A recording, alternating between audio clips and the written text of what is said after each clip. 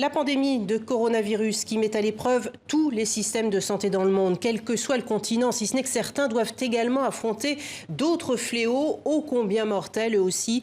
Le paludisme en est un. Docteur Abdourahmane Diallo, merci d'être avec nous en direct depuis Genève. Vous êtes directeur général du partenariat RBM, la plateforme mondiale chargée de coordonner en sorte la lutte contre le paludisme. Alors vous avez publié il y a quelques jours un rapport sur cette maladie transmise, rappelons-le, par le moustique. Quel en est le principal enseignement? Est-ce que le paludisme tue encore plus de 400 000 personnes par an dans le monde, dont 94% en Afrique? Merci beaucoup, merci de l'invitation. Une petite précision, il faut rappeler que c'est l'Organisation mondiale de la santé qui produit et publie le rapport mondial annuel sur l'état des lieux du paludisme. Il est important de signaler que depuis l'an 2000, d'énormes progrès ont été réalisés dans la lutte contre le paludisme grâce aux efforts collectifs non seulement des pays endémiques, mais aussi des partenaires techniques et financiers qui sont impliqués dans l'accompagnement des pays endémiques. À cause de ces efforts, il y a quand même plus de 7,5 millions de vies qui ont été sauvées entre l'an 2000 et l'an 2019. Également, un peu plus d'1 million, 1,5 million de nouvelles infections ont été évitées.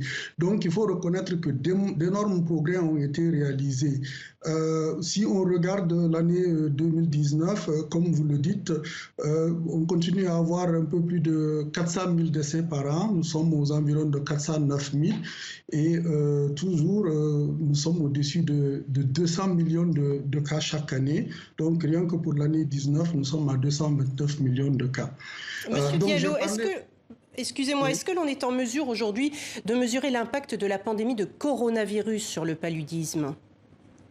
Alors, je parlais tout à l'heure de ces progrès. Il faut dire qu'un peu plus tôt, au début de l'année, au mois d'avril, l'OMS et ses partenaires ont donc réalisé une étude, une simulation, qui a montré que dans le pire des scénarios, c'est-à-dire que si l'accès à tous les moyens de prévention, de diagnostic et de prise en charge étaient sévèrement donc affectés, donc on pourrait avoir une multiplication, c'est-à-dire le double du nombre de cas de décès rien que sur le continent africain.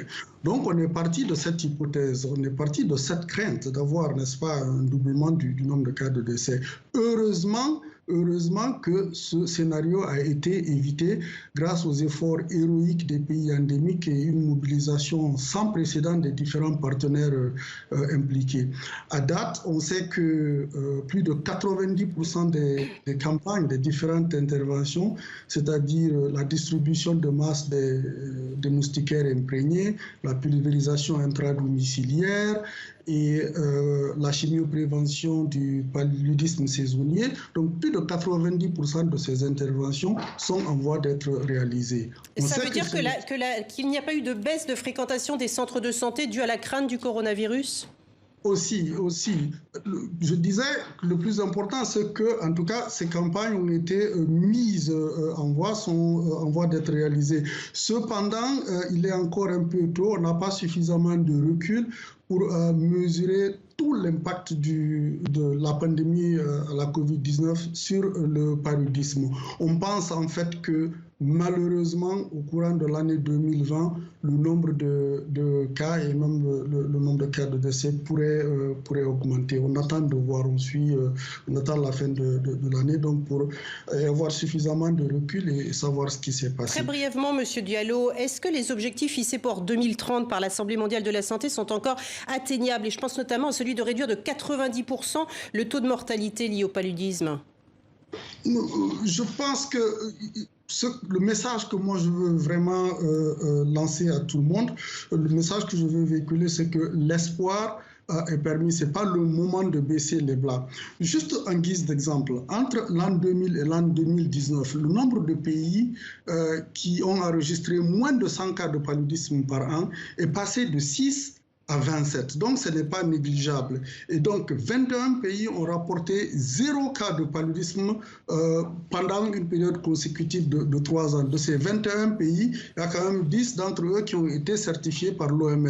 Bien que l'année dernière, 2 pays ont été certifiés par l'OMS comme étant exempts de paludisme, l'Argentine et l'Algérie. On va rester sur ces paroles positives. Merci beaucoup, Monsieur Diallo, d'avoir été avec nous en direct dans ce journal.